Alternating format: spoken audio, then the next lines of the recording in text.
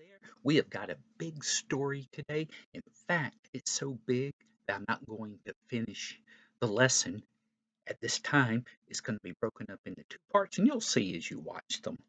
Um, we are in the book of Exodus, starting in chapter 7.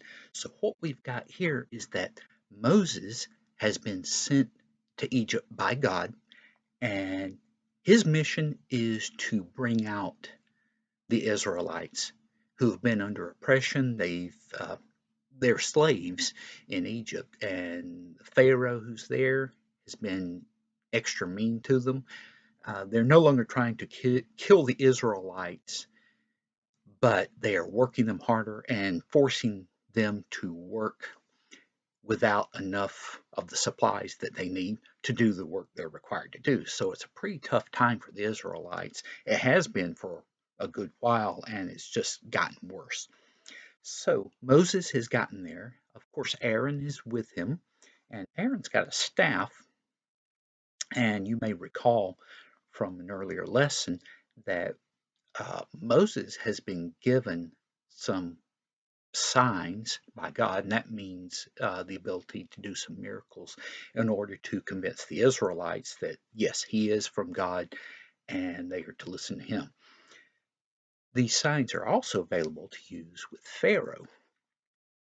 And what comes up now is that Moses is going in to meet Pharaoh. And you would think, okay, why would he be able to go in and see Pharaoh?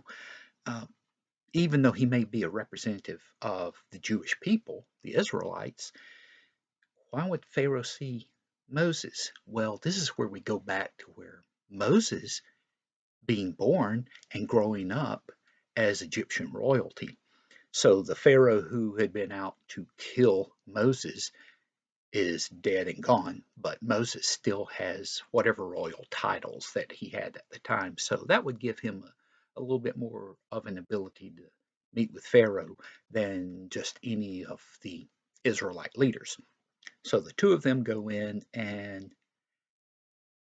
Aaron does the talking, and Moses is passing along the message to Aaron, who passes it along to Pharaoh. Is that okay? Our God says, let his people go. And they're going to go out in the desert and have sacrifices and they can come back. Pharaoh immediately does not like this plan. And he is not even going to listen to them. And, just to kind of get at him, he says, well, what miracle can you show me to convince me to let you go? Well, Aaron drops his staff. It changes into a snake. Okay, that's pretty impressive. And it is one of the things that God said he would do for Moses. The Pharaoh calls in some of his magicians, and they have staffs, and they are able to do the same thing with their staffs. Now, I've got two things to tell you, and both of these kind of go together. One is, how are they able to do this? Because they're not working for God, these Egyptian magicians. So some people think, okay, it's just like magicians we see on TV or in movies or whatever, where it's kind of trickery, and they are able to do these things, and you can't tell that they've done it. The other possibility is that they do have real powers to do miracles, but it doesn't come from God; it comes from the devil. And so, either way, it, you can pick whichever one you want to believe, because that isn't the point. The point is that they do this, and Aaron's snake swallows the Egyptian staff snakes, whatever you want to call them, the sticks that have become snakes. Okay, that's showing God's superiority right here, even if they had some power to do something. All right, so Pharaoh's not impressed, even though God's side wins. Hmm. So they leave. Well, they meet Pharaoh later on, he's going out to apparently to bathe in the Nile, and said, God wants you to let his people go, and if you don't, he's going to turn the water into blood.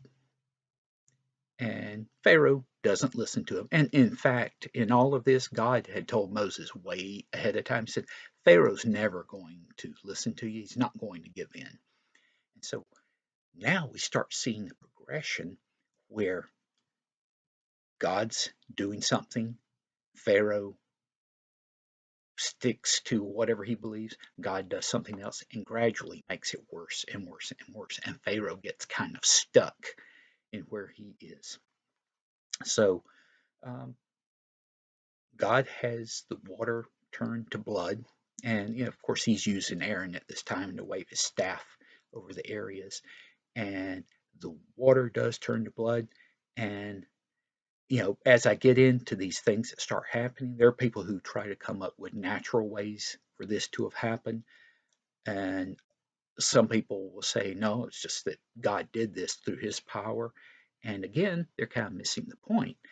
When the timing occurs the way it did, God is involved.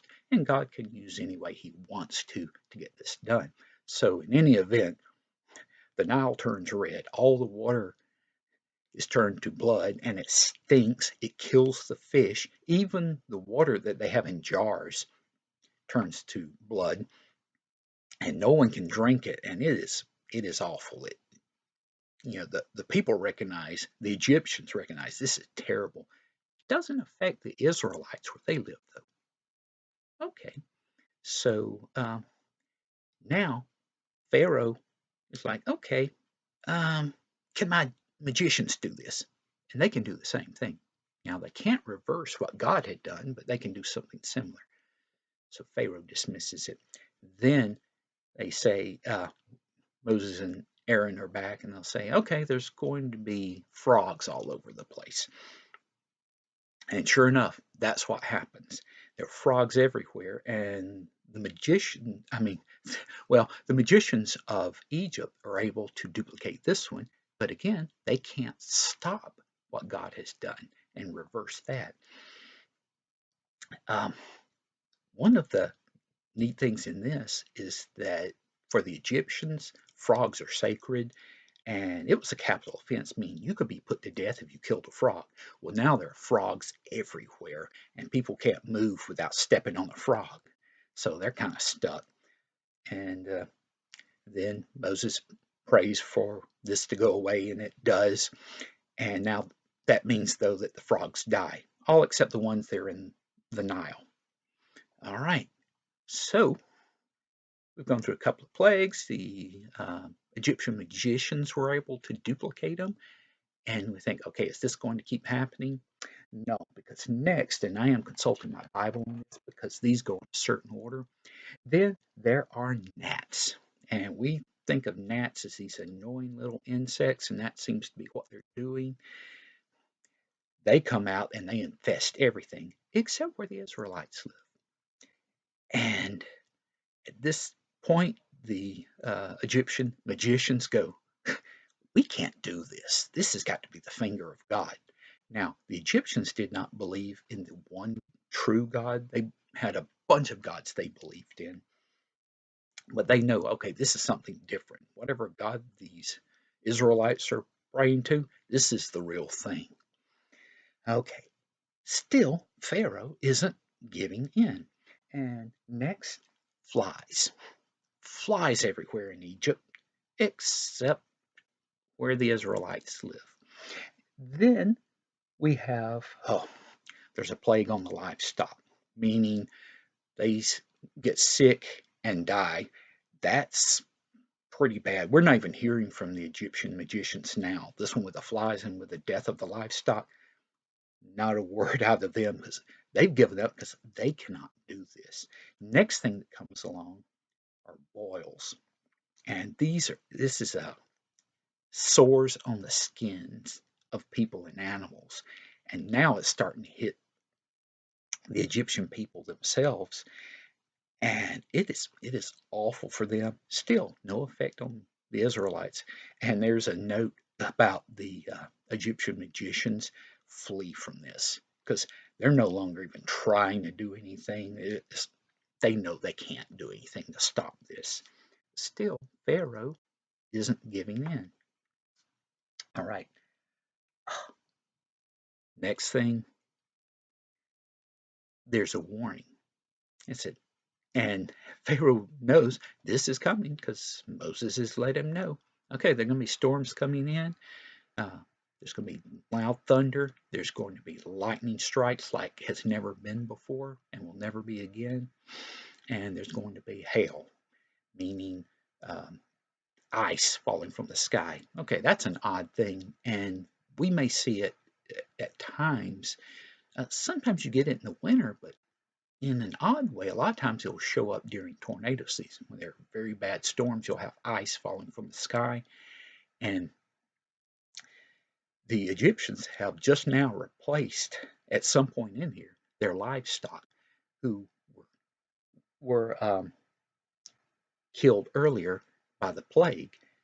Because one of the things with the plague, sometimes we know how much time there is between one and another, but sometimes we don't know. So when the livestock were killed by the plague earlier, and we're talking about the cows, the goats, the sheep, the camels, the donkeys, the horses, all these animals had to be replaced, and they must have been bringing them in from other parts of Egypt or even buying them from the Israelites who had them, and we're not losing any of them.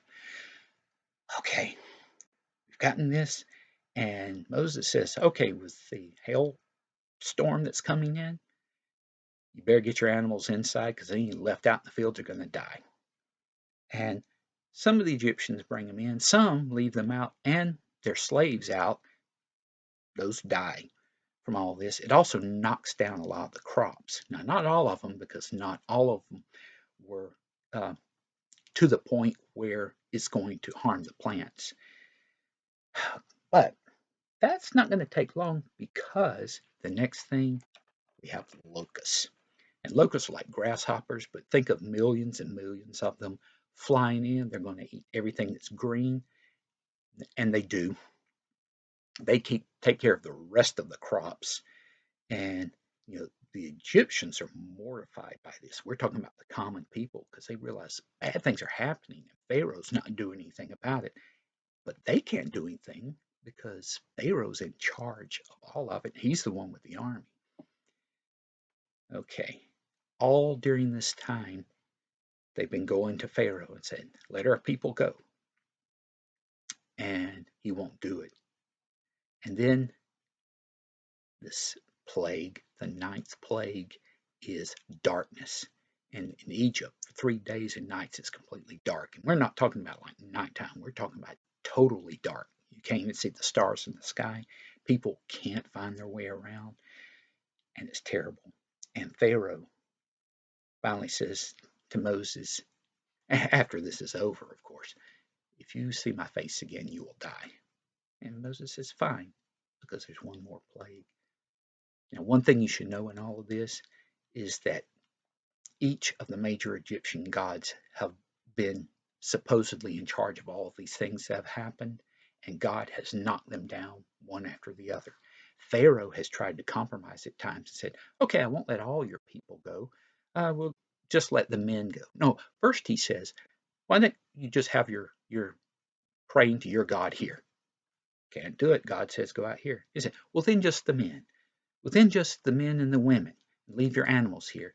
Nope, it's got to be the men, the women, the children, and their animals. Everything has got to go. And up until this point, Pharaoh has held strong. God has beaten him severely. But Pharaoh thinks of himself as a god. And this is where we're going to stop for today because next time we'll see what happens to end it all. And today's time is one showing the Sphinx that's in Egypt. And we will talk about what happens next time, and I hope you'll be back for that. Bye.